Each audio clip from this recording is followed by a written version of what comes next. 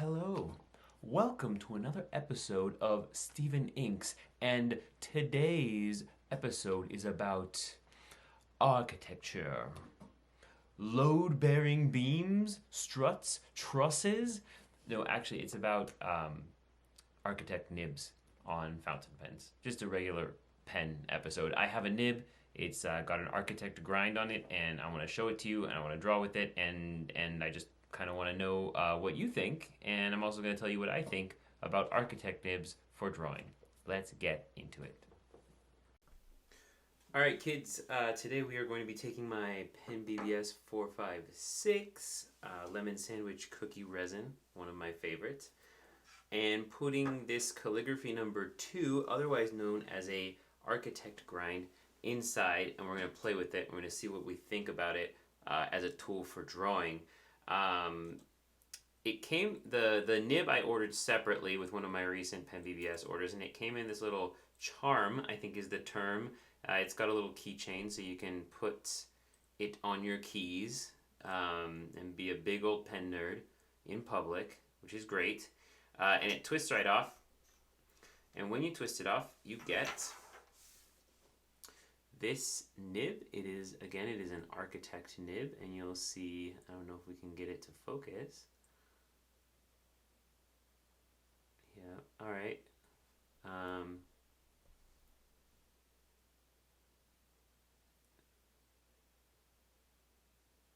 There we go. It's got a nice little koi fish stamping on it, or laser etching of some kind. Pretty cool. You twist it.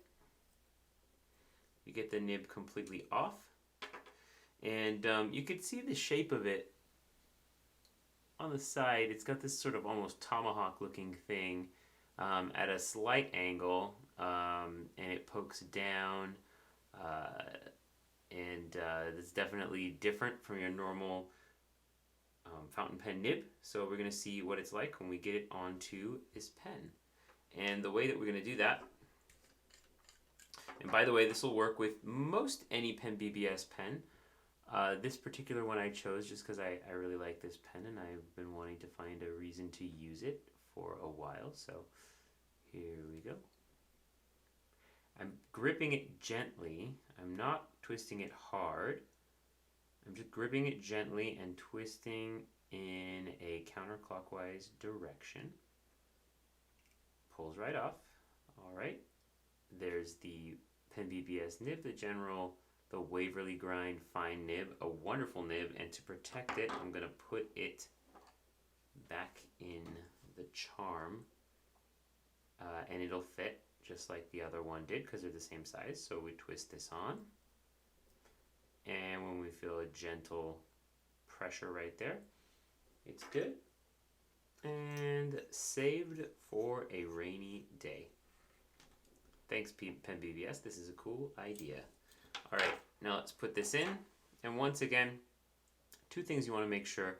You don't want to push too hard because you see the feed is very delicate, and gentle pressure is going to do it better than anything else. And I also want to make sure that this little plastic thing, you can see there's an edge right here. We do not want that to be up. We want it to be all the way in. So we twist until that edge is nice and flush. We don't want anything poking out the side because this nib is a bit longer than a traditional nib. So we want it to have clearance on the cap. And that's one of the reasons I said it works with almost every kind of pen. There are some pens that don't have as much clearance. The 456 has quite a bit, so you can see that the tip of the pen goes to about here, and there's a little bit of space right there, so that we're not going to squish the nib when we're trying to cap the pen. That's important when you buy these nibs. If you buy them from PenBBS's Etsy store, they do mention which models it definitely works for, so be sure to check that out. If you're interested in looking at these nibs, you can find a link to PenBBS's store in the video description. But what I'm looking forward to is using this pen and making some art. So let's do that. So this is Noodlers Walnut. the ink of choice for today. The thing that I like about it, or I think it will be great for this pen, is because it's a dark enough ink that we'll see good lines, but also it does have a bit of shading. So we'll see if there are parts of this particular grind of nib that give us, you know, some lighter or darker areas, which is hard to tell with a darker ink, like how much ink is actually being put on when you use it. And so for this grind, I thought that would be great. So the way that this pen works, again, this is a vac filler. So you're going to twist open the blind cap, pull the plunger back. When we push it in, it's going to create negative vacuum pressure until, let's see if we can hear it. Yeah, there we go. And it's going to draw the ink up. So let's watch that happen in real time.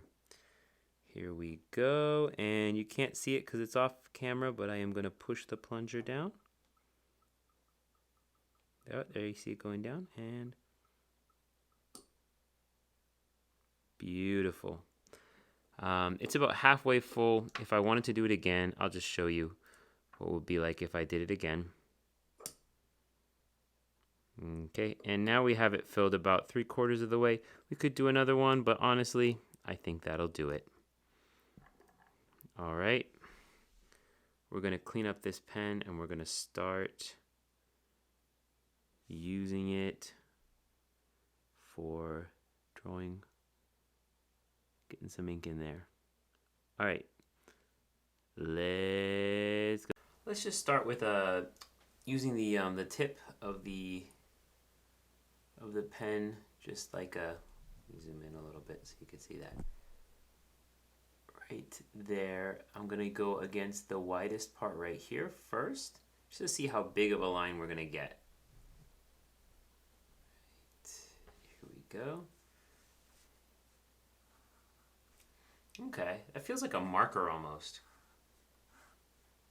I am getting shading, if you can see. I don't know if it's very obvious, but if we zoom in here, yeah, you're getting some shading right at the tip. Not a lot. If I were to do a zigzag line, yeah, you do get,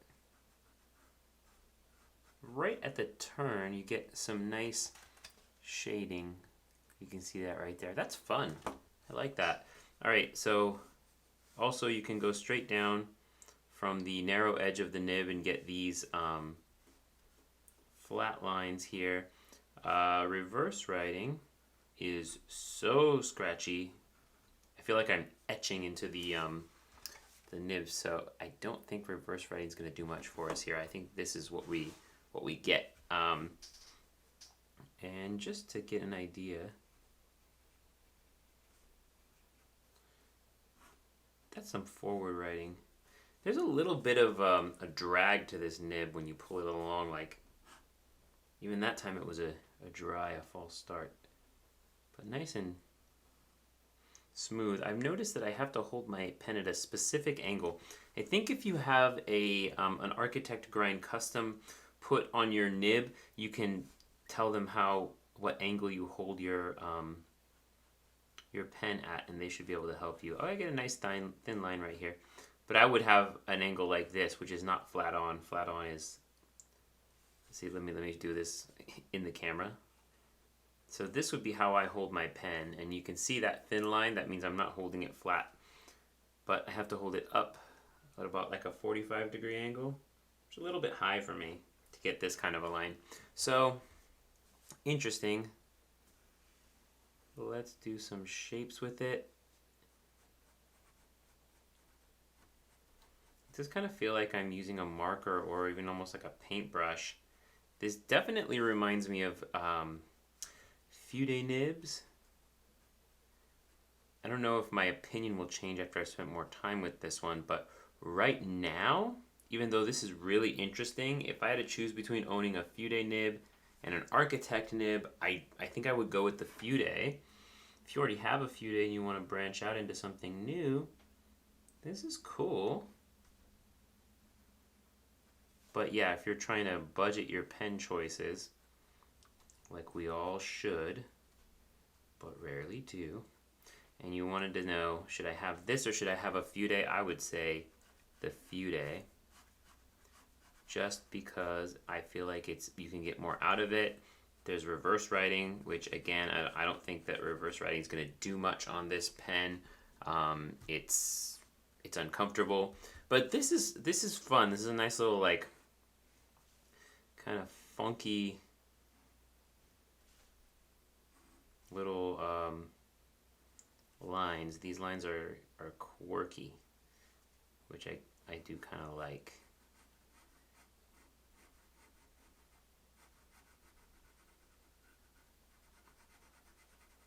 Swap the lighting source here, so the shadows have to go this way.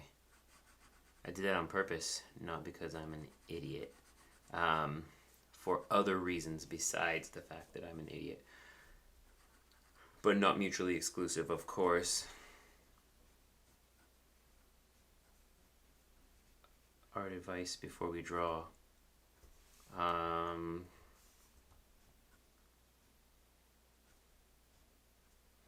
Try to do something that makes you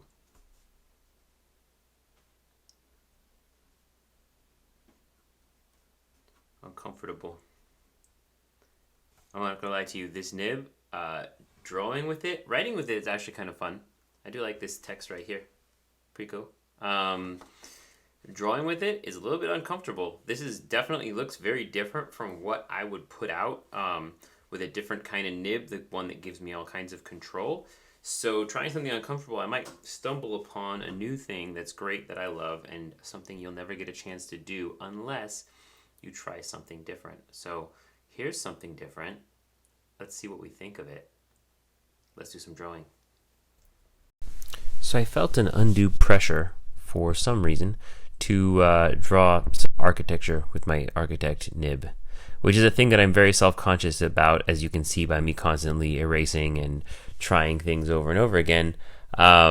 It's funny because my father is an architect, and I grew up watching him draw buildings and design buildings and create things that he turned into the landscape of my hometown. But I personally, maybe by virtue of not being terribly interested in architecture, I was never very good at drawing buildings, and I'm still not great at it. I am working from a reference photo. If you saw the photo, you'd probably feel differently about. I'll probably feel that maybe this didn't turn out as well as you might without looking at it. But this is an actual building that's in Monterey, California, which is near my home. I saw it when I was out sightseeing in that city, and I thought it was such a weird building to be just in the middle of the city, a fully modernized city, and this kind of funky looking house like out of a Jules Verne novel or something. So I thought I'd draw it, and yeah, I do kind of like this drawing, but I feel like I had a lot of trouble with the Architect Nib. In some ways, I think just some of the challenges make me kind of avoid the pen itself. Even this has been inked and on my desk for a couple of weeks now after having filmed this video and doing this voiceover as the kind of the last step. And I just haven't been picking it up. I haven't been inclined to use it. Haven't been feeling like it's something that I particularly enjoyed using. So I think that it's something that I'll eventually come back to, but I love my Fude nib and other interesting grinds like that more than I love this nib. Those are just my thoughts.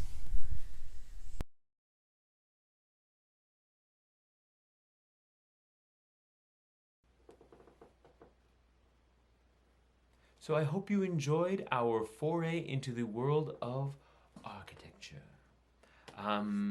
Again, I wonder if anyone out there knows why this is called an Architect Nib. I have no idea. Is there a reason why wide side strokes and long, thin downstrokes are desirable in the world of architecture. I really have no idea whatsoever.